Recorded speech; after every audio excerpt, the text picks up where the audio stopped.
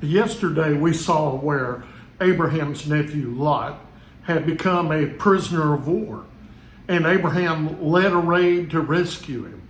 And today we see where God declares that he will destroy the city where Lot is living.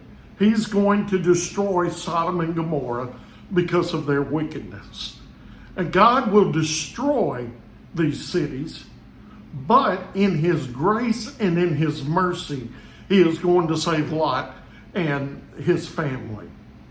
Lot told his sons-in-laws about what God was going to do, and they thought he was joking.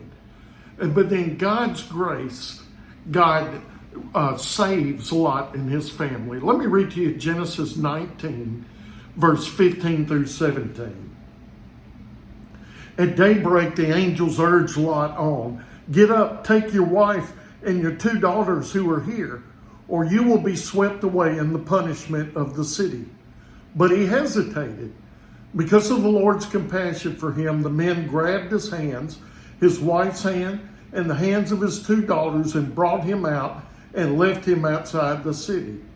And as soon as the angels got them outside, one of them said, "Run for your lives. Don't look back and don't stop anywhere on the plain. Run to the mountains or you will be swept away." And so the angel drags them out of the city. He rescues them and he tells them to run, to leave everything behind, to not look back. Well, was Lot and his family obedient? Let me read to you Genesis 19, verse 24 through 26. Then out of the sky the Lord rained on Sodom and Gomorrah, burning sulfur from the Lord. He demolished these cities, the entire plain, all the inhabitants of the cities, and whatever grew on the ground. But Lot's wife looked back and became a pillar of salt. Lot's wife turned back. And the impression is that she was so sad and she longed for her home, and that she turned around and she became a pillar of salt. She disobeyed what the Lord had told her to. And there's a warning in there for you and for I, to not turn around and desire our old way of life.